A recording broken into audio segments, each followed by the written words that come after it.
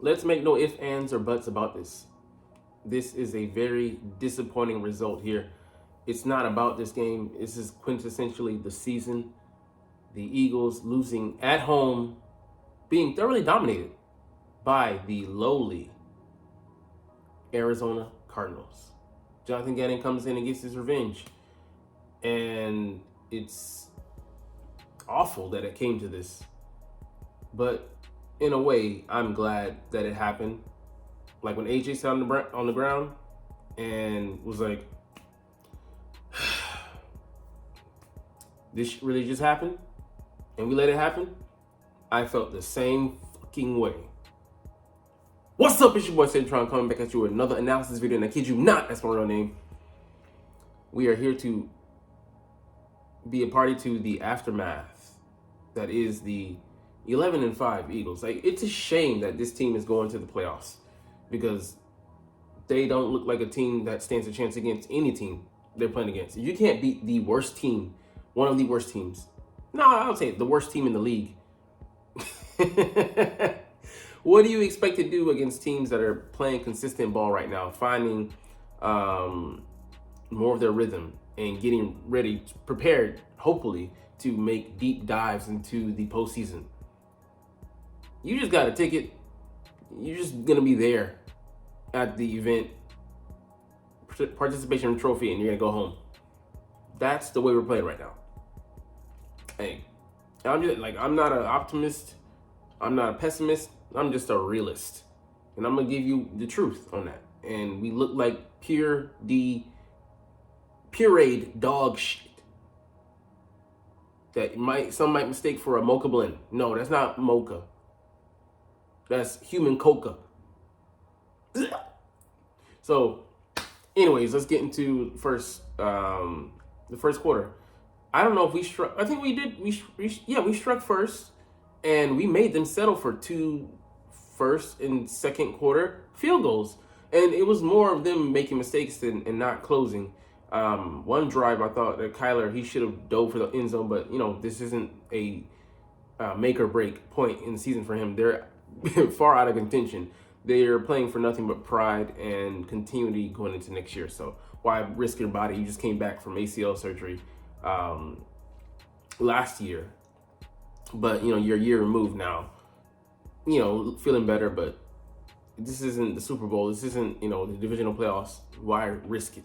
I get that sentiment, definitely. But the Eagles score a touchdown, and then they pick him off by some fortuitous nature because Wilson, number 14, ran the wrong route. Kyler was expecting, or Kyler, mistook where he was supposed to go. I'll put it on number 14, but he ran the post in, and he was expecting him to go out. Kyler was, and he threw it right to Sidney Brown. Nobody was in the area, and he turns that pick into a 99-yard touchdown return. And you're like, all right, we got a turnover on defense, and then Kyler Murray fumbled. So I mean, he recovered, but the player that was there immediately, he wasn't aware. He was just celebrating. I'm like, bro, get the fucking ball, man. Like, just the awareness in the situation. That is a huge takeaway if we're able to take it off the board. That 3 points maybe comes into play later, but it is what it is. Because, like I said, I'm glad we lost this game. We didn't deserve to win it the way we were playing, and we go into halftime up 21-6. But James Conner was gashing us on the ground. The run game was being dominant. I think they might have had 100 yards before the first half ended. And there ends the good part of the story. The Eagles lost the coin toss, and the Cardinals chose to defer, so they got the ball after halftime. But he scored another touchdown. We had, there might have been those first two to Julio Jones. He was a red zone target for us today. I think he had maybe 2 catches and 2 touchdowns. Shout out to him. But the Cardinals come out and they go down and score. And they go and score on, I think it might have been 4th 4 straight scoring drives. And the defense just offers nothing. We're playing off coverage. Like, yes, some of the receivers have speed, but you don't have to respect them to that degree. And this is where I get on the Eagles for making a boneheaded knee-jerk reaction switch. Essentially firing. He's still on staff, but firing Sean Desai and switching him out for Matt Patricia. Like, the players on defense, I agree with, Jacob Media Sports, with Seth Joyner and so many other of the pundits, what they had to say. They look confused out there. They look like they don't know what they're being coached on. And there's confusion coming from the sidelines. We'll get into that, later. But how can I execute when I don't know what the hell I'm doing? I'm already slow processing, what's going on. And then obviously, linebacker, we don't have the talent because we don't pour any resources into that position. We just kind of just throw something, we throw noodles everywhere and just see what sticks, and we'll go with whatever seems to have plastered itself to the wall. That's just, you can't keep ignoring this position.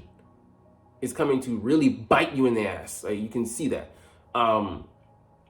But yeah, this is quite simple, just a beatdown. I could tell why, I remember there was Josh Sweat's reaction to a play he missed. He wasn't able to corral Kyler Murray. He came around the horn perfectly, and then he had him in his grasp and let him escape, and the despondent look on his face. He was just like, no, what the fuck did I do? Like,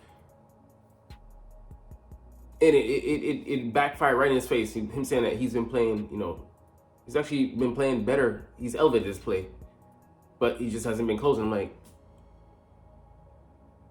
yeah, but then I saw a lot of selfish play, like people not being in the gaps where they're supposed to be. There's elsewhere trying to make a play, so we're pressing to the extreme. Avonte Maddox should have been out there today. He looked like dog shit.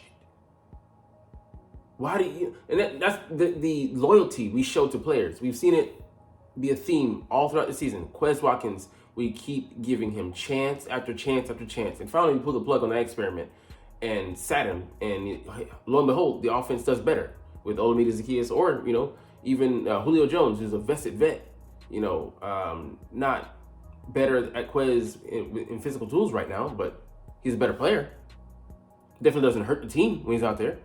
But you have guys like that. Like, I need you guys to make a play. And yeah, the guys just don't look.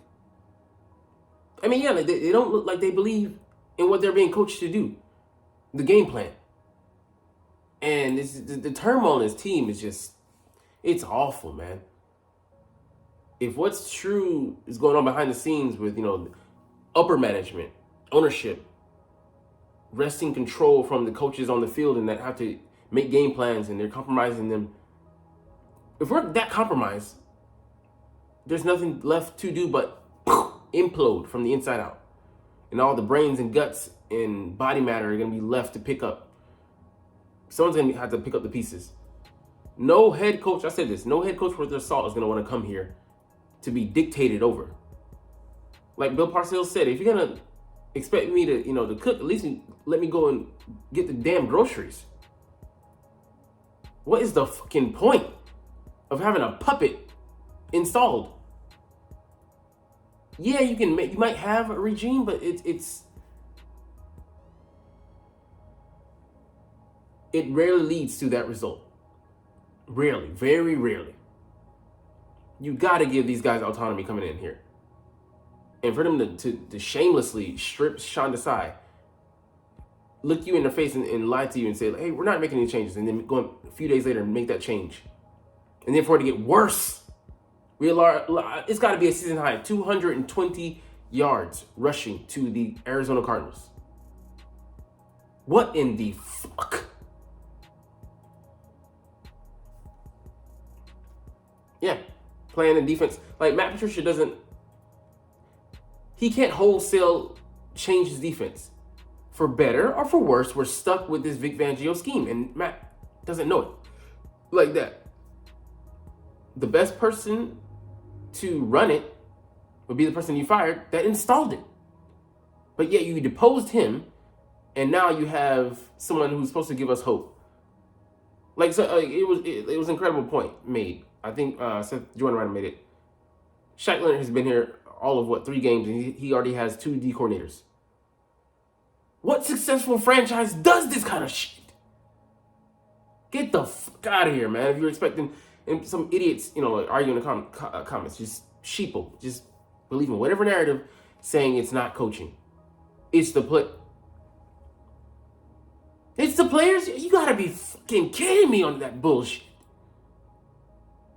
They are responsible for putting them in positions to be successful.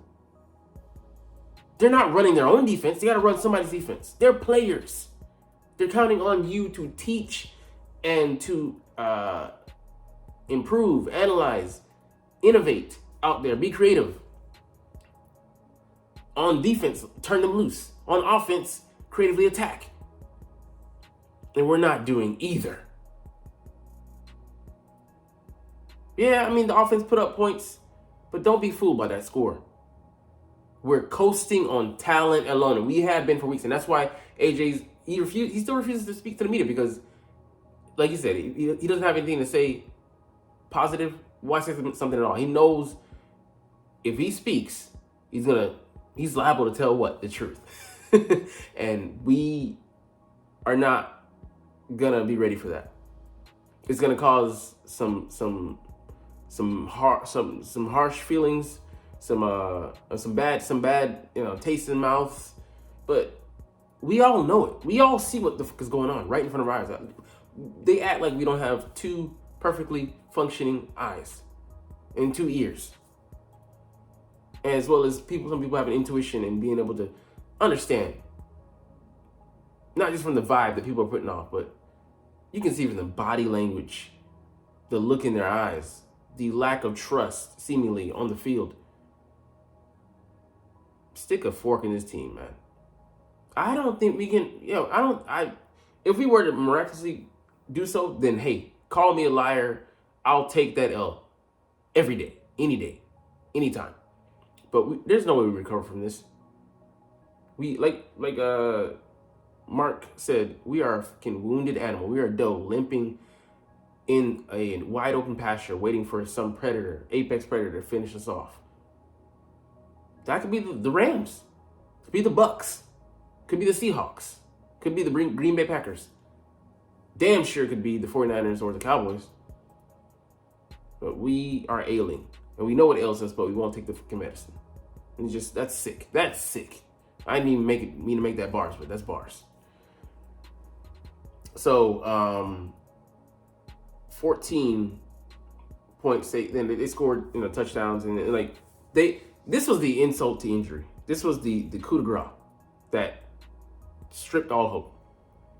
They kick an onside kick. We get the ball. Maybe at the 40, maybe at the 50. Let's just call it 45. Short field. We have to score a touchdown. I think previously we scored, I forget how. Forget who it went to. But we gotta have it. Gotta have it. Our defense has shown no signs of life, no signs at all in the second half that they were going to be able to stop the Cardinals. As bad as that sounds, as what if Marvel Universe as that sounds, it's true.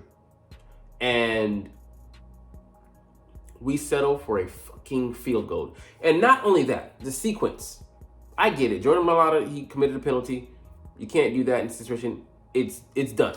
So reset, 1st and 20.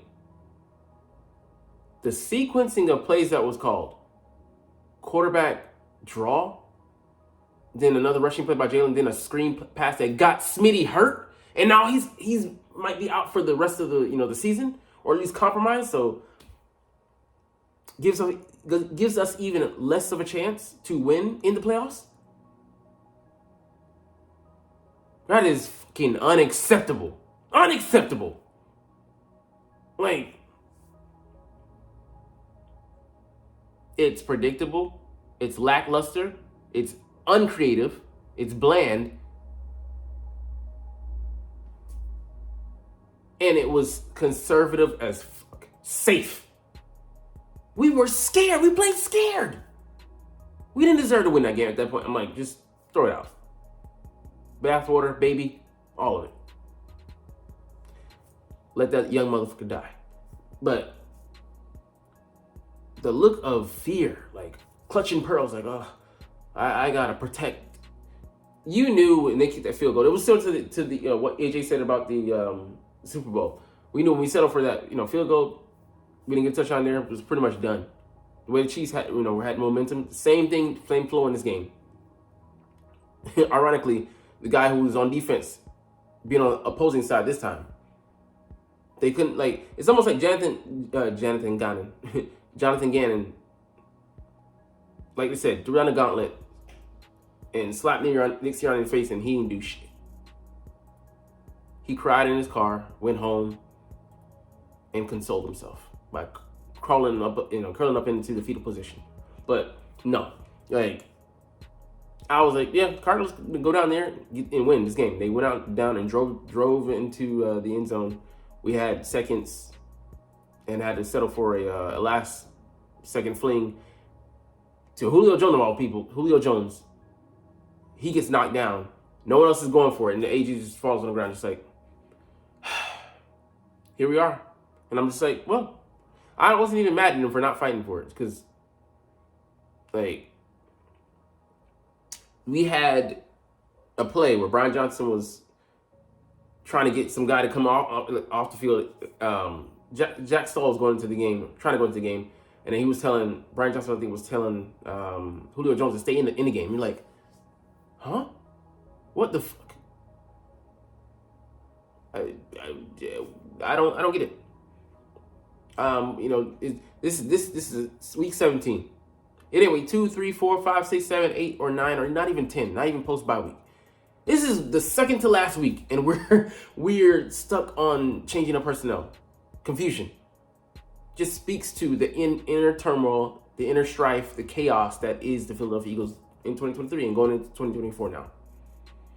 They're gonna have to blow this thing up. At the very least, blow off some body parts, put on some automated pieces. This thing can't continue as is. Somebody's head's gonna roll. I don't know who's gonna be responsible. I don't know where the power lies, but this thing is a whole shit show. It's a circus. It's that. But hey, this isn't the end, but it's very discouraging. And yeah, let's just look into some of the stuff, some of the numbers. Kyler Murray let him get too comfortable. James Conner couldn't stop him. Linebackers, that highlights that. Michael Carter as well. He shouldn't be having this amount of catch. Hey, we were playing off coverage, just giving him, okay, pitch and catch. Go ahead. Their defense, nothing really to say. I mean, they didn't really, we should have been able to run the ball at will, and we were getting stopped. And I'm like, huh? What concepts are we running? I'd love to see that, because some of it would just look dumb. Jalen, and here's the thing, time possession battle. We had the ball for like 19 minutes. They had the ball for 40 minutes or over. For them to play this well in pockets, we did well with what we had.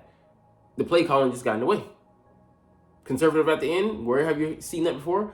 It didn't come back to haunt us, hurt us in other games, victories, close games. Here it did. And it really underscored the point. DeAndre Swift, 13 carries for 61 yards. Again, and I said this in a short. I'm like, it can't be. How many first half carries? 5. Last week, how many first half carries? 5. Jalen Hurts, 8 for 25. Predictable. Game was 2 for 5. I mean, just shows we didn't want to run the ball. we seriously looked at this team, and like I said, it's always, you look at the off schedule. So let's just say maybe 3 of these, they still tried to pass the ball 26 times, and then he came the game while throwing as well. 27. So the game plan going into this one was pass, and I'm like, they can't be this stupid. But you know what? I solely believe this is the analytics department. This is analytics, and it's driving this team into the ground. AJ Brown 453, Dallas Goedert, yeah, sure. I mean, these aren't bad numbers, decent numbers, for what we had to work with. Nice that Milton Williams forced a fumble. He's a good run defender. Sidney Brown making a play out there. Shout out to him. I mean, they might have been solid, but, just overall bad team effort. D-line, they just don't look disciplined, man. They don't look disciplined. And the linebackers are not the best behind them, so they have to play in concert, and then the linebackers as well have to play in concert with the back end. And I just saw Nicholas Morrow let up catch after catch. And I don't blame him. He's a limited player. When you can hide him, sure, but we haven't been able to do that, so he's gotten exposed. Pump the brakes on Keely Ringo. He's a good zone corner, but man, no. It was a textbook example of Eli Riggs playing man in red zone, knocking the ball down from the same player, number 14, that caught the touchdown on Keely. Keely doesn't move his feet at all. I'm like, damn. Got him. Not a lot of pushing on the interior, but hey, Jake Elliott doing his job. They didn't punt once, so you won't see Brenton Covey here. Just a disaster of a game. But hey, I'm here for them all. The bad losses, the big wins, the so-so average wins, the barely getting by, scraping by. Hey, till I die. Fly Eagles fly. Anyways, like I said, we're gonna chunk the deuces, but love making these videos and love talking about this team, even when we're this fucking bad, even when we're dealing with this much internal cloud strife. We need to get out that busted sword and send everybody to the fucking nether realm. Anyways, that's deuces, but like I said, fly Eagles fly, and let's motherfucking go. It's ridiculous though. Like, comment, share, and subscribe if you Thanks for watching. Check me out at Cintron, Cintron Anime, Cintron Life, or Cintron Laughs, or other social media.